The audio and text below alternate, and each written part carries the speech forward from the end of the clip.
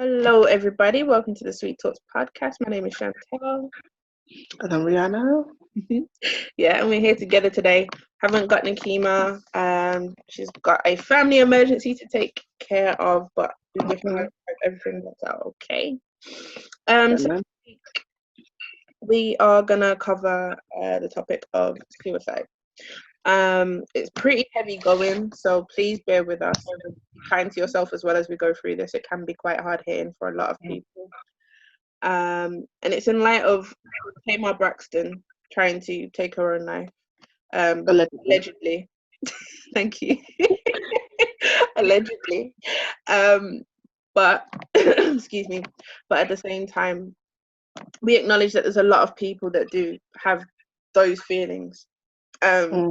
Nick Cannon is another one who allegedly has had those thoughts because he was commenting on someone he had killed themselves, and he was saying that how he was also contemplating his mortality and stuff like that.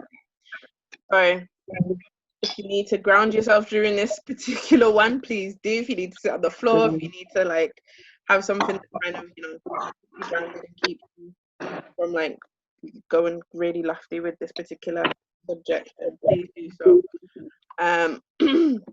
So we're gonna, for this particular podcast, we're going to be switching over to some of the comments that were given on our Instagram page, because there was a post that the podcast made about suicide. So we'll be addressing some of the questions that were there. We had about three questions and comments that were made in regards to it, and we'll discuss it together as well. So you good with that, Ree? Yeah, that's fine. All right, so we know, like, worldwide there is about 800,000 people that die due to suicide every year. So that's one person every 40 seconds that takes their own life. And the majority of those people are usually between the ages of 15 to 29 years old. And it's actually the second leading cause of death globally. So it's pretty widespread issue. So if you want to know where I got that from, it's the World Health Organization. These are all things that you can go and check out. So it's pretty widespread, and it's something that affects quite a lot of people in various different countries. And again, is a topic that most people shy away from and most people don't really get into. So if we probably start off with maybe our experiences of, I don't know if you ever worked with anyone who's been suicidal before, Ray, or had suicidal tendencies before. Yeah, I think that's kind of a given in our role, unfortunately. Yeah, I don't think I've had a lot of people that aren't. That's very true. Yeah, and even in the job that I'm in now, even if they haven't felt this way for a long time, I've had people that will say it, sometimes for a reaction or sometimes, for whatever. And then you do get people who genuinely have felt this way and do feel this way and do believe that life would be better without them. Yeah. It's really sad. But I understand, because then obviously it trickles into self-harm and things like that. So, I understand in the sense that I can empathize with what they're saying. And I can imagine that whatever they're feeling is really difficult and really challenging for them.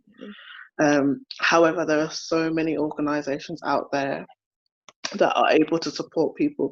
So for those of you who are listening, if you've ever felt that way or now currently do feel that way, please seek support, because life will not be better without you. We need you to do whatever. You may be the next prime minister, you may be the next architect, you may be the next bus driver, you may be the next whatever.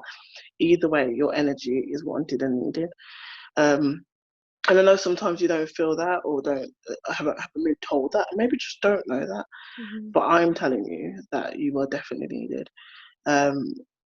So yeah, I don't know a lot of counsellors that haven't experienced that, and I would be very surprised if they haven't. That's true. Yeah. That's very true, because that's usually like the kick in the behind that most people kind of say, oh my God, now I need to go to counselling because now I feel like I really want to end it. Right. Yeah, right. Definitely right in that. And now that social media is as big as it is, it's Yeah. definitely, there's a definite trajectory. Mm, Sword. 100%. Or 100%. sword, sorry. What did you say? Sword or sword? It's sword. I meant sword. Oh. I actually heard sword, but if you said, I was like, what word was wrong? Okay. It's after 5. No one thinks properly after 5. Yeah, that ain't that the truth. But yeah. So yeah, you're very correct. I don't think that a lot of, especially people in our line of work, would never have come past someone who's felt suicidal, whether in the past or in the present. Like, it's very hard to do. Or very hard to avoid, I should say. But yeah, I think that because one of the questions that was actually asked was, hold on, sorry, it's come off. One of the questions that was asked, and actually I could answer this with probably one of the clients that I did have, was how do you know if someone is suicidal? So I think that can be twofold. Like, how do you know how do you know someone's suicidal as in like they want to commit suicide, and how do you know if they just feel like it's just too much? I guess that's what that question means. But in terms of the first, like there are some telltale signs that a lot of people tend to display. They may not display all of these. They might only display like one or two. And it might not be all at once. And they may not be all at once, exactly. But I do remember there was a client that I had, and I'll never forget this client as long as I live, because it was like the weirdest, but I think it was just weird. When I explain the story, you'll understand. So I remember I was finished work at 6 p.m. I think that day. And then like I was like, I'll call that person tomorrow. So logically I was like, yeah, I'll call that person tomorrow. Something in me was like, nope, call them now, call them now, call them now, call them now. I was like, well, I'm done work, man. I've been working all day. I'm tired. I don't want to call them. Try to call them tomorrow. Call them now. So I called them. Do you know this person was about to commit suicide? As I called them, they were like on the phone in tears. They said, like, literally, if I'm not supposed to kill myself, they said that these are the words that they said just before I called. If I'm not supposed to kill myself, they're like, I don't know if there's anything out there, but if there is something out there and you want me to stay alive, if there's a reason for me to stay alive, make somebody call me and talk me out of it right now. And I called. But I know what I believe that was, but yeah, well, this is it, because I know what I believe what happened to, but still. But so when I called them, they were like in floods of tears, and I was like, "Are you okay? Why are you crying?" Like, I was thinking, like, what happened? Just in floods of tears. Like, literally, they said as soon as they finished that sentence, after about 10 minutes of them crying, and actually managed to explain the story to me, they told me what had happened, and then parts of the stuff that things that they'd already done. So things that they had already done in preparation for this was to be super kind. So it's not that they weren't a kind person anyway, but it was almost as though their behavior had completely switched, done a complete 180. So instead of being like wholly depressed and not wanting to talk to people and they were like around people, being overly friendly, bought a bunch of presents. Like I don't want to say he or she, but they ran up I think it was like a credit card bill of £2,000 because they knew that they were going to be gone, to basically give some toys away to an orphanage, which I thought was a beautiful sentiment. At the same time, I was like, okay, so you really wanted to be remembered as a good person. And that is a common trait for anybody who has, I would say, preconceived or thought about what they're going to do. If they've planned it, if they've properly planned it, usually you'll find, or quite a lot of people might find, that they will do things to leave themselves off in a better light. Definitely. Light. So when you remember them as a positive image. Yeah. Yeah. And then another thing was, again, that complete change in behavior. So if you see like a rapid change in behavior, so someone who's been quite distant, quite aloof, quite um, guarded, or you haven't seen them for a long time, and all of a sudden they've become like really massive, big soul of the party.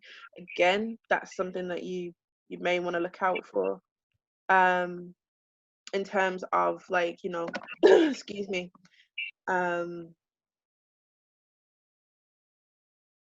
what's the word I'm looking for? In terms of like, as a warning sign for Mm-hmm. may want to be in contemplation of committing suicide. And there was also, I'm trying to remember what else.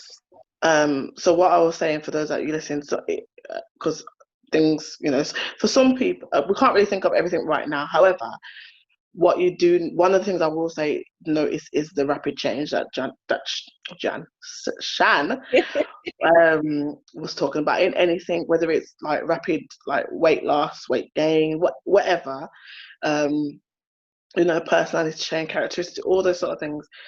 Clearly, there's some sort of cry for help or whatever the case is. And really like take time to listen to them, listen to what they're saying. If they're saying, I find that if they're repeating certain things, even if it's like a certain word that they repeat in different sentences, sometimes that's a big clue as to what's going on for them. But if you are able to access the internet, you're able to look up some of the not symptoms, but some of the clues that might be available for you to understand this better. By the way, if you do know anyone that is actually feeling it, please don't feel that you can put on your apron and your cape and save them. It doesn't work like that. Yeah, it's very please, please go and get them some support, because I don't know if people that are listening to this recording listened to our podcast not too long ago when we was at the studio and we talked about kind of saving people and what happens to you when you give over all this energy and all this whatever to somebody. As the air hostess says when you're boarding your flight, if you don't have your mask on, you're finna die too. You can't save them and save yourself. Do you know what I mean? So all jokes aside, but it's true, and the principle remains here too. So please, there are professionals that do this, that are trained to support those people. So as much as you want to help, be helpful, but also know when you have to step back and let professionals do what they need to do. As difficult as it is, but that person needs some support. Definitely. Oh, I remembered what the last thing was that they said now. Okay. I knew that was going to happen. It always happens when I allow my mind to calm down. It just comes. So yeah, basically, I remember that they said like a sudden wave of calmness. Right. It's almost so they came to peace with their decision, maybe. Yeah, that's pretty much it. So it's like a calm. It's like a really. They were like it's like this sudden calmness after feeling like really intense moods, mainly depression, but moods. And that was a decision that they were going to go with. And that was one thing. That was one surefire way that they knew that they were going to do it. Like they were all in for this. And unfortunately, lockdown in the various countries have also contributed to it. So usually, usually there's quite a big life change. So things like lockdown, things like having an accident that's maybe left them completely different to what they know, so whether that be physically or mentally. Those things can increase the likelihood of someone feeling suicidal. Maybe not be like they are going to commit suicide, but it definitely make me think of suicidal thoughts.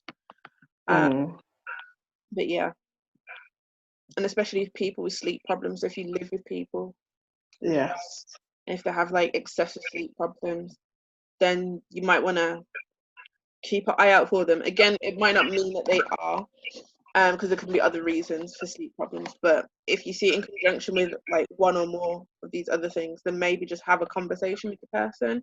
And again, not to try and save them, like Rihanna said. It's more so just to make sure that, you know, they're safe, you're safe. And then calling crisis lines. If they do say, you know what, I do feel like killing myself, then making sure that, you know, you call crisis lines. So each country, well, each Western country, I can't account for like developing, but each Western country normally will have crisis lines. So if you're in the 24/7. exactly, each state will have one if you're in the States.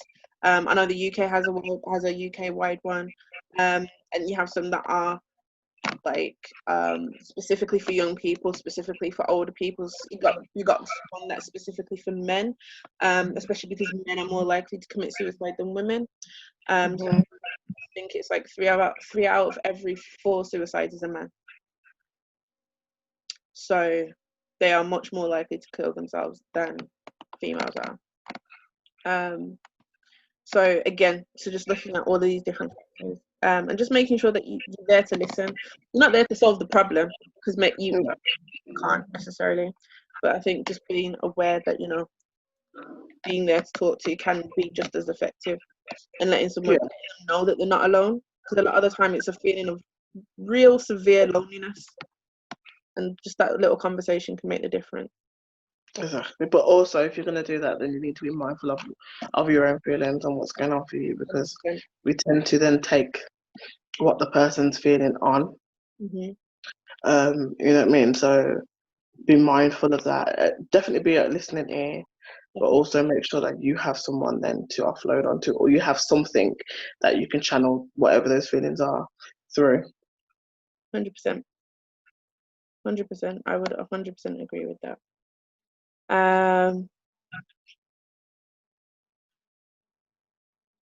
Okay, so the other question is, do you think that suicides are selfish or strong beliefs that okay, so sorry for reading like a robot.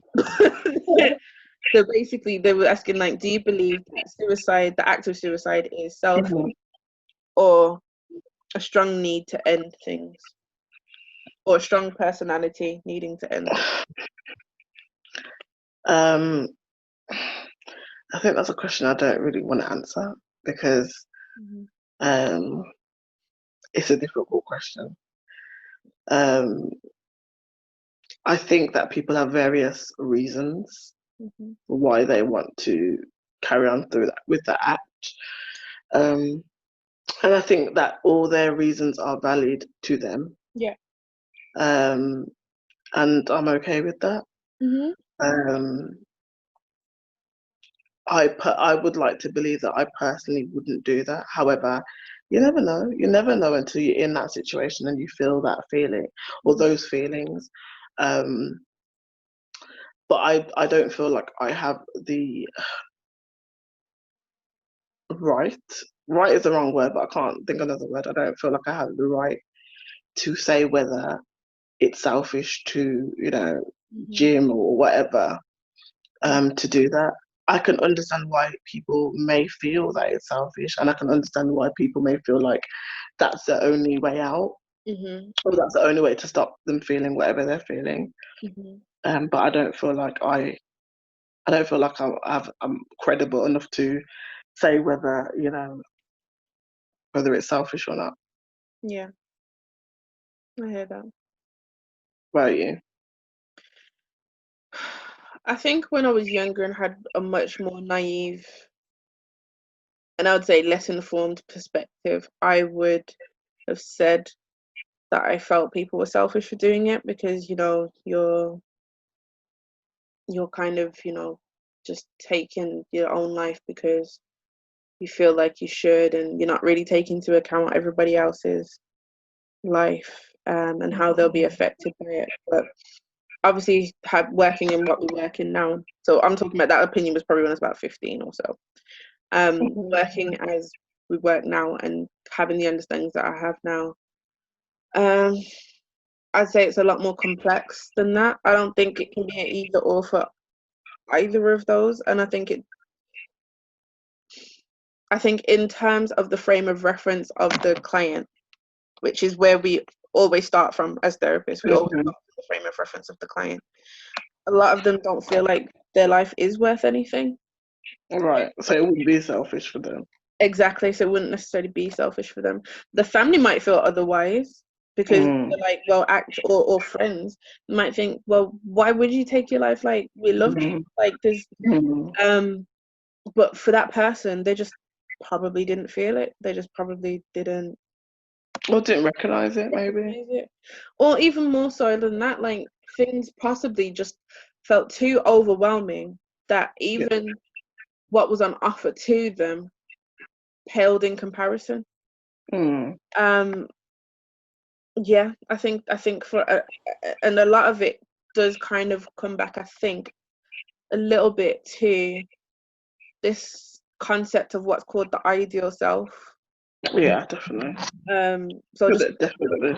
yeah, 100% right. So like I think that if we explain it to everyone else that's listening, so the concept of the ideal self is basically how we view we should be.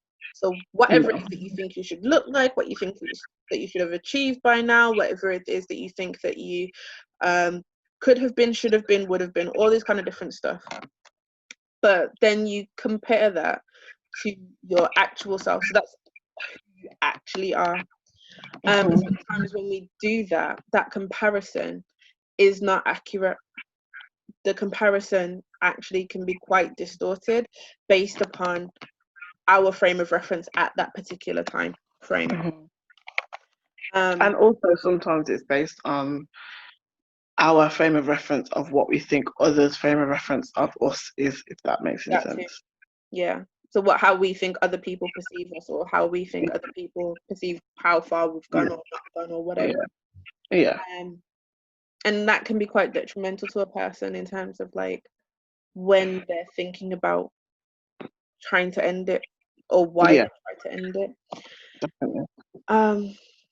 Yeah, and sometimes I think it's just sometimes it just feels so overwhelmed that at that moment in time it seems like the best idea, or even as they're planning it. So for people who've been planning it for some time, even as they're planning it, that they get the notion that regardless of whatever I do, I can never attain the ideal, or how I think other people might feel about the ideal, and because I can't, there's no point.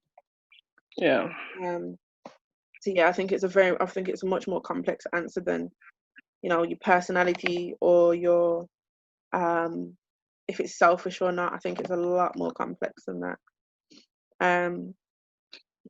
I appreciate that the families might feel differently. So I know that, like, for instance, like Tamar Braxton's family, or when her boyfriend came and found her, the pills that she'd taken, like, I'm pretty sure that they have allegedly.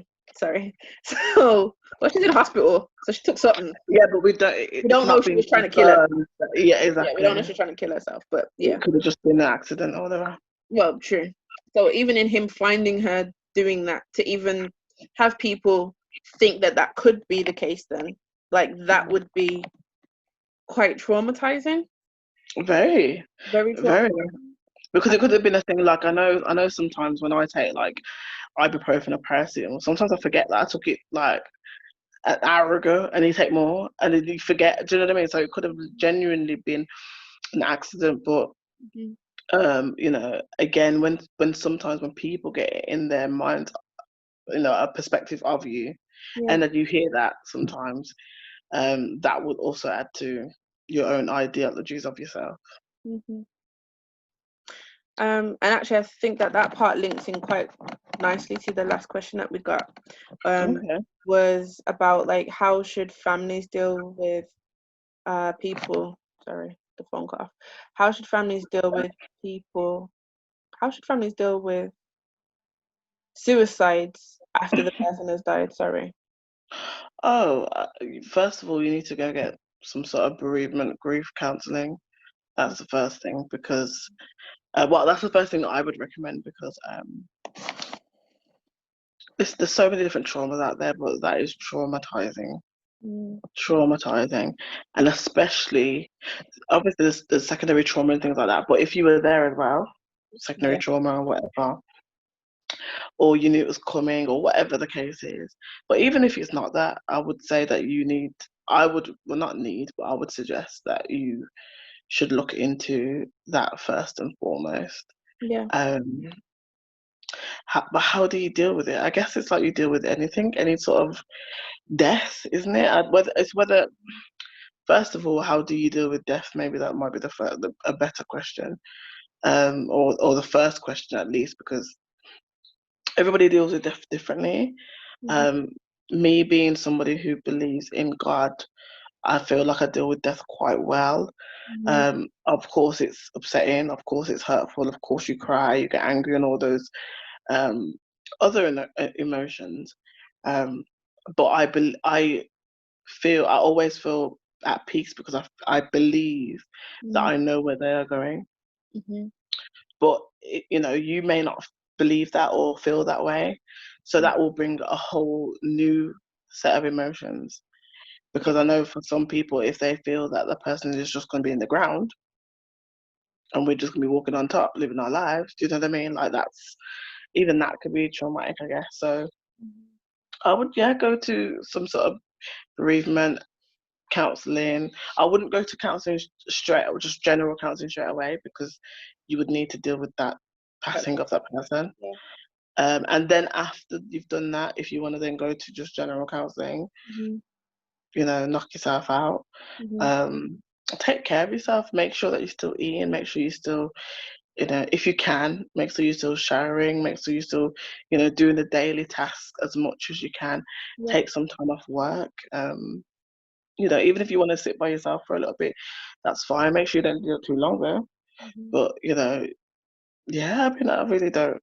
Well, it's a difficult one because I don't really know what to say. I just think Mhm. you just, I think self-care is a must from what you were saying as well. I actually agree with that yeah, 100%. yeah, all that self care, definitely. Yeah. Self-care is a must. And I think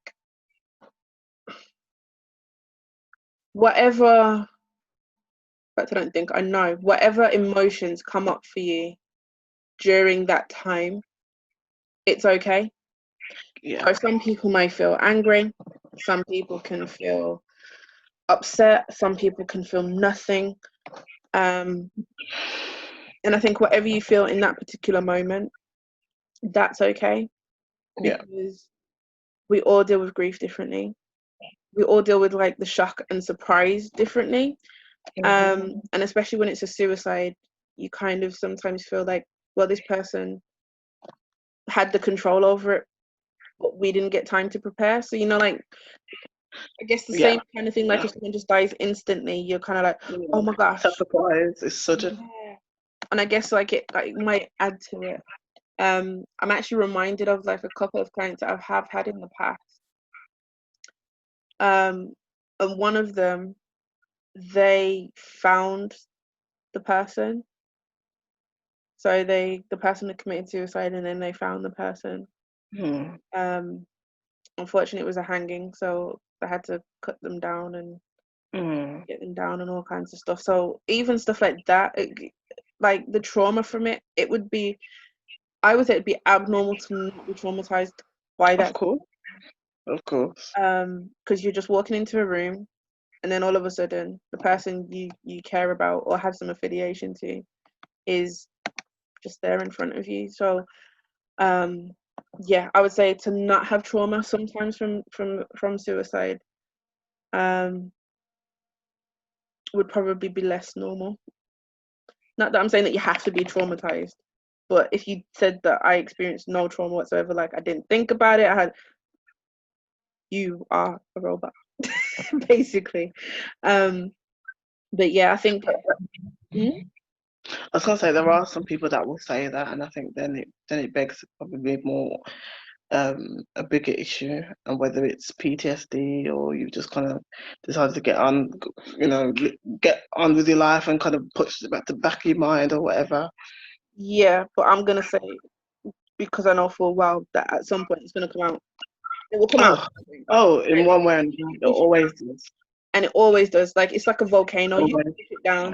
can push it down, strap it down, hold it down, but when that thing is ready to blow, and the thing is that the thing that will make it blow probably won't even be, well, sometimes Anything to do it with won't it? be that big. Yeah. And sometimes it's nothing to do with it. Sometimes it's someone's moved your pen or where you put it. Exactly. And that is it. Exactly, and that's it. You're gone, because it's just like Mm. boom. There's been another client where um they said that they saw someone who had died, like, just in their bed. She just woke up. No, she went to this person's apartment, and sorry, they went to, let's change that as well. They went to this person's apartment, and they found them dead in the bed. And ever since then, they tried not to think about it. They tried not to, like, get any kind of reaction to it. 2 months later, something happens, wasn't even vaguely related, and then all of a sudden they start seeing, like, the person's feet. Whenever they go into the shower, they feel like they can see, like, the person's feet at the bottom of the shower. They can't do certain things. They'll get flashbacks. So I shouldn't say it's never. Sometimes it may not be anything to do with it that triggers it off, but at some point you will be, especially if you found the person. Maybe not if you didn't find them dead, if it was just like you heard of their passing and whatever else, you may not be that traumatized. But if you're the person to have found someone dead from suicide, more than likely, I'm going to say, you're going to end up with some sort of issue, even if it's anxiety for a little bit. May not be full PTSD, but Something. Yeah, it would be a normal reaction. It just really would be a normal reaction for anyone. If you think about the shock and surprise of it, it's just, even if you just think about, like, say for instance, someone was to walk around the corner and shout "boo," you're more than likely gonna jump. So it's effectively the same thing, but for your emotion. Like, And then even after someone does say boo, you're kind of clutching yourself and like, and you're still yeah, thinking about it. Oh gosh. And then part of you is anxious, thinking, okay, it's a new person who's behind me. Are they gonna shout boo? exactly that. So the principle is the same. Effectively, yeah, effectively. But yeah, so I think that we need to possibly be very mindful of each other anyway, but definitely, like, in the season that we're currently in. I know that's a bit like new normal, everyone's trying to get back to normal life, but there's some people that genuinely can't, and it's those people that may be more vulnerable to suicide or suicidal thoughts. And again, just trying to be there for people, just trying to not overreach, and not to, like we said, not to try and save them, but definitely to just be available. To at least say, here's a crisis number. If you know you can't deal with it, in the UK anyway, here's a number to the Samaritan. Yeah, refer them on. Yeah, just something. Or I'm gonna call the doctors, or I'm gonna call an ambulance right now because I'm worried for you. Definitely. Just something like that. Even if you don't know what else to do, that would be your port of call. I'm gonna call an ambulance because I'm worried for you and your safety. And I think that's probably a worldwide thing. Actually, you could probably do that worldwide. I'm just gonna call an ambulance for you because I'm worried about what's gonna happen if I don't. So yeah, so just be mindful of that. And I think for those of you who may be feeling suicidal, you're not alone. There's a lot of people that obviously feel and think that way. But it is a very permanent solution to, A temporary. I'm gonna say, a temporary, albeit really intense. I don't Oh count the god. Oh god. intensity or Yeah, no, how you definitely. feel. But it is going to be a temporary problem, because the thing that you're probably wanting to commit suicide over today may not be something that you want to commit suicide over in 6 months, or in a year, or in 2 years, or in 5 years. And then my thing is, if it's not going to matter in 5 years, or there can't be an alternative in 5 years, does it really matter? So always look at the rule of 5. Is it going to matter in 5 hours? Is it going to matter in 5 days, 5 weeks, 5 months, 5 years? And if 5 minutes. you find exactly 5 minutes, if it doesn't matter in that space of time, then maybe that will then tell you how much of yourself you need to give to that particular thing. And look at that. Exactly. Worry time. You say? Worry time. Worry time. Yeah, actually, using worry time, things like worry time might be useful. Like just setting aside an hour or whatever it is per day. Just say between the hours of 9 and 10, I'm going to worry then. I'm not going to worry for the rest of the day. Any of the time that I need to worry, I'm just going to write them down and I'll use them in worry. Worry about it tomorrow, for the next hour. Pretty much. Like, we're not going to worry about it today. We'll just write it down, make sure we got it for worry time tomorrow at 9 and 10. And just that might be a useful thing for you guys to do. But if you are feeling suicidal, or if you know anyone who is feeling suicidal, I would say try and get them through therapy. Therapy. Talking therapy. Talking therapy. Just to try and get them out of like this whatever spiral or maintenance cycle of being okay, but then not being okay. And trying to deal with it like that. Just so that they've got somewhere to go and they've got someone to talk to who is impartial, who, well, I'm going to say will care about the client, because none of us really should be getting into this profession without caring about the people that we're dealing with. But is also able to help them with like being able to cope. So definitely an advocate for therapy, otherwise I wouldn't be a therapist first and foremost. Definitely. But get them into therapy, especially in the Black community. 100%. Especially men, just because of how much it's affected them. Yeah, as in like it's heavily skewed towards men as an issue. We definitely need to make sure that men get more, not that they shouldn't get any more support than women, but that they actively seek their support more, because obviously there's a lot of things going on with them that they don't feel that they can choose any other way. Yeah, exactly. And unfortunately, I think the narrative I've heard a little bit is a little bit of like, wanting a quick fix, or sometimes wanting to rehash the stuff. And a lot of people that I've come into contact with have thought, oh gosh, but the antidepressants, aren't they supposed to stop me from feeling suicidal? Well, not really, no. It's a misconception, a massive one. Drives me at the wall. Yep. Unfortunately, some people, and it's not a long-term fix as well. You don't stop taking it for 75 years. You're crazy. There's some people that can't stop taking it because they've been on it for so long now, to be fair. But that's the problem, because you've been on it way longer than you should have. Yeah, that's true. But then that's a whole other conversation about the medical profession. Yeah, but we're not going to do that today. And we're not going to do that today. That's a whole other kind of conversation. But yeah, so the antidepressants, they have their place, but your suicidal thoughts, your suicidal ideas, they come from somewhere inside of you, based on something, and it's that thing that you need to look at. Exactly. And that's what drugs can't fix. Sorry. Yeah. Yeah, definitely. But it's an internal issue that needs to be picked out, because you've been suppressing it for so long. It needs to kind of come out in one way or another. So I will always advocate talking therapy. Me too. Or play therapy or drama therapy, whatever. Something. Therapy. Just to try and get it out, because I know it's our profession and we're probably slightly biased over maybe a psychiatrist, but even psychiatrists are clocking onto the fact that, you know what, you might need some talking therapy with the drugs. That's how it's supposed to be anyway. And that is how it's supposed to be. They are supposed to one and two together. You don't just take this one.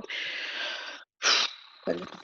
That's why they say with ibuprofen or anything like that, you're not supposed to just take it, and you're supposed to eat first and then take it for it to work. It's the same thing. If you're going to take the drugs, you need to do talking therapy. You can do talking therapy. You sometimes can do the drugs. Yeah. You know, that's how it works the most effectively when it's put together. 100%. But that doesn't mean to say that if you go talking therapy, you have drugs. No. That's optional. But I would say if you're already taking antidepressants or whatever, then I would do talking therapies with it. 100%, because it's not gonna get rid of it.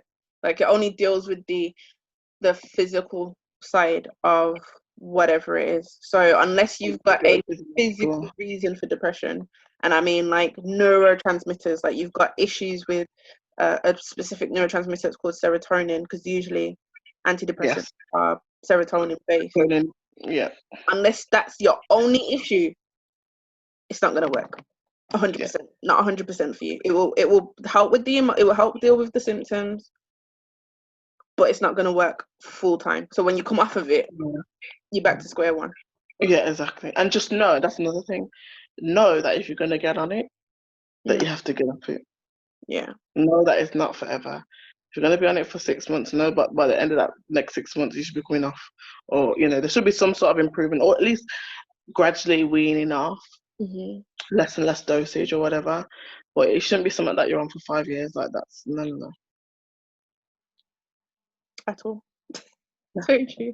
Depending on what your diagnosis is as well. But well, of course. Yeah, I think it's just for the most part you shouldn't be. If it's straightforward depression, there's no reason why you can't kick it, because every person is able to combat the symptoms in some way, shape or form. You're able to. Like, if you feel alone, you're able to find people to be around. If you're worried because you're quirky, find a group of people who are just as quirky.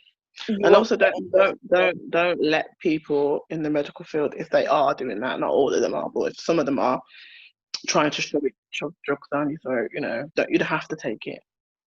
If you're not comfortable taking it, I would say don't. But if you are, then do your research. Yeah, do your research and look at the side effects. Because some of those side effects are not nice. They're not nice. But then weigh up the pros and cons of taking it or not taking it based on all of your research as well. The pro is that therapy is always there. That's a pro. That is a pro. Oh, and another thing, right? Because I hear this quite often. If you do choose to go to therapy, counselling, whatever you want to call it, if you choose to go and you don't like Susan that is sitting in front of your face, change. Yes. Don't just sit there and make Susan make you feel bad because you're paying her. No. Just say to her, listen, Susan, you and I are not vibing. Thank you for your time. Goodbye. And go find Tom. Yeah? Go and find somebody else. Yeah. Don't feel because you paid them your money that you can't. No, you're paying for a service at the end of the day, and you want to make sure the service is effective. And if you're not vibing, and counselling therapy is heavily based on chemistry between the client and the therapist. 100%. If you're not vibing with them, then don't do it. Do you know what I mean? And if you want someone